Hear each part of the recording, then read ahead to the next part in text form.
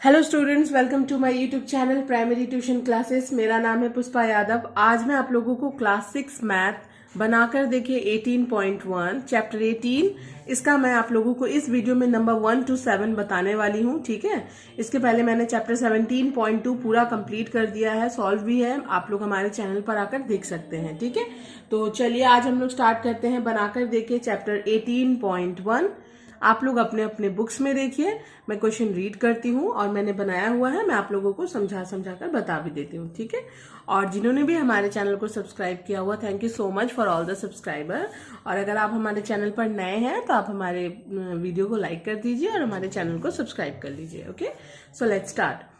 पहला क्वेश्चन क्या है, निशार के फल के बगीचे से 441 कमला नींबू लाया गया, अनेकों टोकरियों में रखा जाएगा।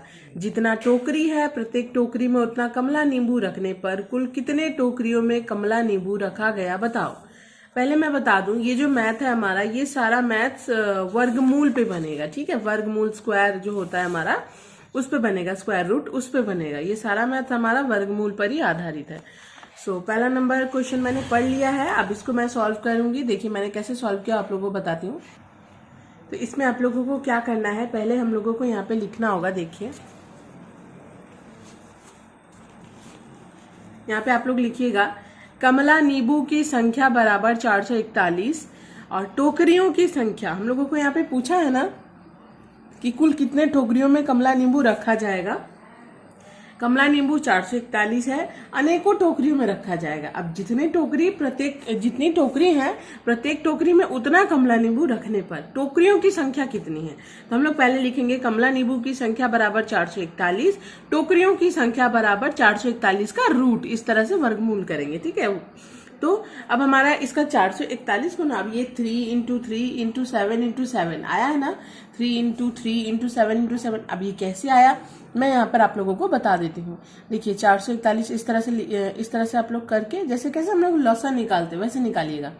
3 एक कम 3, एक इसमें चला गया, 3 चौके 12, 2 उसमें चला गया, 3 7 21, देन फिर 3 से 3 चौके 12 13 14, 2 उसमें चला गया, 3 9 27। अब यहाँ पे 37 49, तो 3 इंटू 3 इंटू 7 इंटू 7 आ गया ना, उसी को हम लोग इस रूट ओवर में लिख देंगे, रूट के अंदर ही लिखेंगे। ठीक है, देन अब जोड़ा लगाएंगे, मतलब एक ही संख्या, जैसे कि 3 इंटू 3 है तो एक 3 नीचे उतर कर आ जाएगा, 7 इंटू 7 है तो एक 7 आएगा, जोड़ा लगेगा, दो ठो है तो एक ठो ले लेंगे। ठीक है, तो 3 इंटू 7 तो 3 7 21, आंसर हो गया। तो कुल 21 टोकरियों में कमला नींबू रखा गया। Okay, then number two question मैं रीड करती हूँ, आप लोग देखिए। आज सुबह मैंने फिर घर के किताब की अलमारी को सजाया। अलमारी में जितना ताक था प्रत्येक ताक में उतना ही किताब रखा, लेकिन और 5 किताबें अलमारी के बाहर ही रहा। किताबों की संख्या 86 होने पर अलमारी के ताकों की संख्या कितनी थी बताओ। ठीक है, मतलब किताबों की संख्या 86 है और 5 किताबें जो है अलमारी के बाहर हैं। ठीक है, तो यानी कि पहले हम लोग ये निकालेंगे ना कि अलमारी में कितने किताबें रखी गई हैं, देन हम लोग ताकों की संख्या निकालेंगे। ठीक है, तो पहले हम लोग इस तरह से लिखेंगे, कुल किताबों की संख्या बराबर 86। ओके, अलमारी के बाहर किताबों की संख्या कितनी थी 5, तो यानी कि अलमारी में किताब रखे हैं बराबर 86 माइनस 5 माइनस कर देंगे ना तो पता चल जाएगा कितना अलमारी के भीतर रखा हुआ था। तो अलमारी में किताब रखे हैं बराबर 86 माइनस 5 यानी कि 81। तो 81 किताब जो थे वो अलमारी में रखे हुए हैं। ठीक है, 5 बाहर ही रहेगा क्योंकि 5 उसमें आते ही नहीं, मतलब रखने का जगह ही नहीं रहा। ठीक है, अब पूछा हम लोगों को कि ताकों की संख्या कितनी है, तो अलमारी के ताकों की संख्या बराबर 81 का रूट कर देंगे, रूट ओवर कर देंगे। ठीक है, स्क्वायर रूट मतलब रूट कर देंगे। तो 81 है तो 9 इंटू 9, 9 9 81 होता है, तो इसमें से एक जोड़ा लग के नीचे आ जाएगा, यानी कि अलमारी के ताकों की संख्या 9 है। ठीक है, ये हो गया नंबर 2। अब हम लोग आते हैं नंबर 3 में। देखिए नंबर 3 में बोला गया है, आज हमने तय किया है कि खेल के मैदान में हम वर्गाकार में खड़े होंगे। कुछ लोग वर्गाकार में खड़े होने के बाद 4 मित्र अभी भी मैदान के बाहर खड़े हैं। वे लोग इस वर्गाकार में खड़े होने पर यह वर्गाकार नहीं रहेगा। आज हमारे कक्षा में 40 छात्र उपस्थित है। इस वर्गाकार के प्रति कतार में कितने खड़े हैं बताओ। वर्गाकार में इस तरह से स्क्वायर रूट। ठीक है, मतलब सॉरी रूट बोल रही हूँ, मतलब स्क्वायर इस तरह से खड़ा होना है, ठीक है। अब उसमें से 4 मित्र जो है अभी भी मैदान के बाहर खड़े हैं। अगर वे लोग इस मैदान में खड़े हो जाएंगे ना, मतलब उस वर्गाकार में खड़े हो जाएंगे ना, तो वो वर्गाकार नहीं रहेगा। इसीलिए यहाँ पर बोला गया है कि वर्गाकार में तब कितने स्टूडेंट खड़े हैं, कितने छात्र खड़े हैं बताना है हम लोगों को, ठीक है। तो पहले हम लोग यहाँ पर लिखेंगे कक्षा में उपस्थित छात्र। कक्षा में कितने छात्र उपस्थित है? 40। मैदान के बाहर खड़े छात्र। मैदान में कितने छात्र खड़े हैं? मैदान के बाहर कितने छात्र हैं? 4। तो वर्गाकार में खड़े छात्रों की संख्या कितनी है? 40 में से 4 माइनस कर देंगे, 36। यानी कि हमारा वर्गाकार मीन्स ऐसे स्क्वायर करके खड़े हैं वो लोग, तो 36 स्टूडेंट जो है इस तरह से स्क्वायर करके खड़े हैं, ठीक है। और प्रति कतार में खड़े छात्रों की संख्या, अब प्रति कतार में मीन्स एक एक कतार में कितने खड़े हैं, तो प्रति कतार में खड़े छात्रों की संख्या बराबर 36 का रूट कर देंगे, तो कितना आएगा हमारा 6 × 6 बराबर 6, ठीक है। तो प्रति कतार में खड़े छात्रों की संख्या बराबर 6, आंसर हो गया हमारा। ओके, नंबर 4, मोहल्ले के सुकान समिति ग्रंथागार सदस्यों में प्रत्येक सदस्य, देखिए 2 बार लिखा हुआ, एक होगा, प्रत्येक सदस्य संख्या के बराबर संख्या में, सही है ये वाला, प्रत्येक सदस्य जो है सदस्य संख्या के बराबर संख्या में चंदा देने से कुल 729 रुपए चंदा संग्रह हुआ। ग्रंथागार में कितने सदस्य बताओ? इसका मतलब होगा हमारे यहाँ पे बोला गया है कि मतलब स्मृति ग्रंथागार में प्रत्येक सदस्य से इतना चंदा संग्रह किया गया है। तो ग्रंथागार में सदस्य कितने हैं? तो पहले हम लोग इसमें क्या लिखेंगे पता है? पहले हम लोग इसमें लिखेंगे कुल चंदा संग्रह हुआ बराबर, पहले हम लोग लिखेंगे कुल चंदा संग्रह हुआ बराबर 729 रुपया। ग्रंथागार में सदस्यों की संख्या बराबर 729 का रूट कर देंगे। अब इसको जब हम लोग निकालेंगे तो 3 × 3 × 3 × 3 × 3, ठीक है। अब रूट हो गया है, अब जोड़ा लग के एक एक करके नीचे आ जाएगा। देखिए इन दोनों में से एक ये नीचे आया, इन दोनों में से एक ये नीचे आया, इन दोनों में से एक। जब भी मतलब इसमें रूट ओवर में क्या होता है ना, वर्गमूल में हम लोगों को ना जोड़ा लगाना पड़ता है। एक संख्या 2 बार आए तो एक एक करके नीचे उतर जाएगा, एक एक ठो नीचे उतरेगा, ठीक है। जैसे 3 जोड़ा है तो एक एक जोड़ा नीचे, मतलब एक एक संख्या नीचे उतर गया, तो 3 × 9 9 × 27 आंसर आ गया। अब अगर ये आप लोगों को समझ में नहीं आया कि ये 3 × 3 × 3 कैसे आया, तो इस तरह से कीजिएगा। अगर अच्छा ठीक है, मैं यहाँ पे कर देती हूँ ताकि आप लोगों को समझ में आए। 3 एकम 3, ठीक है, 3 एकम नहीं 3 दूनी 6, एक इसमें गया, 3 चौके 12, 3 × 9, ठीक है। अब 3 × 8 24, 3 एकम 3, ठीक है। फिर 3 से करती हूँ, 3 दूनी 6, 3 × 7 21, फिर 3 × 9 27, देन फिर 3 3 9। इसको आप लोग इस तरह से साइड में नहीं कीजिएगा, इसको आप लोग रफ में कर लीजिएगा, ठीक है। ये मैंने दिखाने के लिए किया है, ठीक है। लेकिन जब आप लोग मैथ बनाइएगा ना, अच्छे से एकदम फेयर कीजिएगा ना, तो इसको ऐसे रफ में भी कर सकते हो या नहीं भी कर सकते हो, ठीक है। इस तरह से आप लोग दिखाइएगा, ये मैंने दिखाया, आप लोगों को समझाया है। अच्छा, अब नेक्स्ट हमारा क्या है? नेक्स्ट 5 नंबर में देखिए, रघुनाथपुर गांव के एक तालाब की मरम्मत करने के लिए जितने लोग काम में लगाए थे, वे उतने दिन काम करके कुल 12,375 रुपया मजूरी मिला, ठीक है। प्रत्येक का दैनिक मजूरी यदि 55 रुपये है तो कितने लोग इस काम में योगदान दिए थे बताओ। तो इसको किस तरह से करेंगे? इसको हम लोग इस तरह से करेंगे, कुल मजूरी मिला बराबर 12,375 रुपया। अब प्रत्येक की दैनिक मजदूरी कितनी थी? दैनिक मजदूरी का मतलब होता है रोज, उनको प्रत्येक दिन, एक दिन में उन्हें कितना मिलता था? तो 55 रुपया। तो यहाँ पर हम लोगों को लिखना है कि मजदूरों की संख्या बराबर 12,375 डिवाइड 55 कर देंगे, भागा 55 कर देंगे। तो इससे जब आप लोग इसको डिवाइड कीजिएगा ना, 225 आएगा, ठीक है। आप लोग करके देख लीजिएगा, ठीक है, 225 आएगा। अब इस काम में योगदान देने वाले मजदूरों की संख्या हो जाएगा 225 का रूट। मैं यहाँ डायरेक्ट कर सकती थी, लेकिन इस तरह से समझ में नहीं आता ना। तो इस काम में योगदान देने वाले मजदूरों की संख्या बराबर 225 का रूट ओवर, ठीक है, स्क्वायर मतलब वर्गमूल करेंगे। तो 225 का रूट यानी कि 3 × 3 × 5 × 5, इस तरह से आप लोग निकालिएगा, निकल जाएगा, ठीक है। तो आंसर कितना आया हमारा? एक रूट, देखिए 2 3 है तो एक 3 नीचे उतर जाएगा, ठीक है। और 2 5 है तो एक 5 नीचे उतर जाएगा, ठीक है। तो 3 और 5 को इंटू करेंगे तो 15। तो इस काम में योगदान देने वाले मजदूरों की संख्या बराबर 15। आप लोग इस तरह से सुंदर से सजा के लिख दीजिएगा। जैसे यहाँ पर था ना, ग्रंथागार में सदस्यों की संख्या बराबर 27, ठीक है। ये हो गया हमारा नंबर 5। अब हम लोग आ जाते हैं नंबर 6 में। आई होप आप लोगों को समझ में आ रहा है, ठीक है।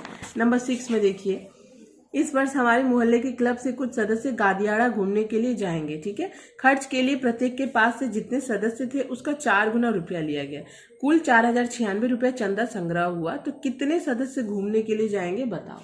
इसको किस तरह से बनाना है, पहले हम लोगों को इस तरह से लिख लेना है कि कुल चंदा संग्रह हुआ बराबर 4096 रुपया। अब सदस्यों की संख्या कितनी है, पहले इसको हम लोग निकालेंगे। सदस्यों की संख्या बराबर 4096 डिवाइड 4 से जब इसको आप लोग डिवाइड कीजिएगा तो 1024 आएगा, ठीक है। अब सदस्य घूमने के लिए जाएंगे बराबर 1024 का रूट ओवर कर दीजिएगा, ठीक है। तो अब इसको जब आप लोग इस तरह से निकालेंगे ना तो क्या आएगा, 2 × 2 × 2 × 2 × 2 × 2 × 2 इस तरह से आप लोग कर लीजिएगा, आएगा। देखिएगा मैं अभी आप लोगों को करके दिखा भी देती हूँ। पहले देखिए मैं आप लोगों को पहले ये डिवाइड करके दिखा देती हूँ। 4 को जो मैंने 4096 से डिवाइड किया ना, मैं वो आप लोगों को दिखा देती हूँ। ये देखिए 4 से 4096 को डिवाइड करेंगे तो 4 एकम 4 आया, 4 4 कट गया हमारा, 0 यहाँ भी आया, 0 यहाँ भी आया, इसको भी हम लोग कट कर देंगे। 9 उतरा, 4 दूनी 8, 9 में से 8 गया 1, अब यहाँ से 6 है, 6 उतर जाएगा तो 4 चौके 16 आ गया ना। इसको डिवाइड करने पर इतना आया ना 1024। अब 1024 का मैंने इस तरह से निकाला है, इसका लसा की तरह 2 5 10, 2 एकम 2, 2 दूनी 4, फिर 2 दूनी 4, 1 उसमें गया, 2 5 10, 2 6 12, फिर 2 एकम 2, 2 दूनी 4, 2 8 16, फिर 2 6 12, 2 चौके 8। आप लोग यहाँ से डायरेक्ट 8 × 8 भी कर सकते हो, बट मैंने 2 2 करती गई ना, इसीलिए 2 3 6, 2 दूनी 4, फिर 2 एकम 2, 2 6 12, 2 8 16, 2 चौके 8, फिर 2 दूनी 4। अब देखिए इस तरह से पूरा आ गया ना। आई होप आप लोगों को दिख रहा होगा। देखिए इस तरह से मैंने रूट ओवर में पूरा ले लिया है, ठीक है, ठीक है। तो इसमें सब हमारा जोड़ा लग लग के नीचे उतर जाएगा। देखिए 2 है तो ये एक नीचे उतर गया, इसमें से ये एक नीचे उतरा, इसमें से ये एक नीचे उतरा, इसमें से ये एक और इसमें से ये एक, यानी कि 5 तो 2 उतर गया हमारा। जो 2 दूनी 4, 4 दूनी 8, 8 दूनी 16, 16 दूनी 32, तो 32 आंसर। यानी कि सदस्य कितने सदस्य घूमने के लिए जाएंगे, तो 32 सदस्य घूमने के लिए जाएंगे। ओके, चलिए अब हम लोग आ जाते हैं नंबर 7 में। नंबर 7 में देखिए आज शिशु दिवस है। हम लोग कुछ छात्र छात्राएं स्कूल के सब छात्र छात्राओं में लॉजेंस और बिस्कुट बांटे, लेकिन 800 लॉजेंस अभी भी शेष बचा है। हम लोग कुल जितने लोग हैं प्रत्येक अपने द्विगुण संख्या का लॉजेंस लेकर 800 लॉजेंस बांट दिए। हिसाब करके देखिए हम कुल कितने लोगों में 800 लॉजेंसों को बांटे। मतलब यहाँ पर 800 लॉजेंस वो अभी भी शेष बचा है, उसके लिए नहीं पूछा जा रहा है। 800 लॉजेंस जो उन्होंने बांटा है वो कितने लोगों में बांटा है उसी को पूछा जा रहा है। और प्रत्येक को दुगना मिला है, जैसे कि एक जन है तो उसको 2 करके मिला है, ठीक है। पहले हमारा यहाँ पे हम लोगों को पहले ये बताना है कि मतलब संख्या कितनी थी। द्विगुण संख्या में लॉजेंस बांटने पर पहले कितनी हमारी संख्या थी, पहले ये निकालना है। देखिए पहले हम लोग यहाँ पे लिखेंगे कुल लॉजेंस बराबर 800। अब प्रत्येक को द्विगुण संख्या में मिलने पर लॉजेंस की संख्या बराबर 800 भागा 2, मतलब सिर्फ लॉजेंस के पहले हम लोग निकालेंगे तो 400। अब प्रत्येक को 2 करके मिला है, मीन्स 800। 400 को 2 से इंटू कीजिएगा तो 800, ठीक है, ठीक है। तो पहले हम लोगों को यानी कि हमारा निकल गया ना, मतलब 400 लॉजेंस थे। अब प्रत्येक को 2 करके मिला, मीन्स 800। कुल लॉजेंस हमारा 800 आ गया। तो प्रत्येक को द्विगुण संख्या में मिलने पर लॉजेंस की संख्या पहले कितनी थी, 400।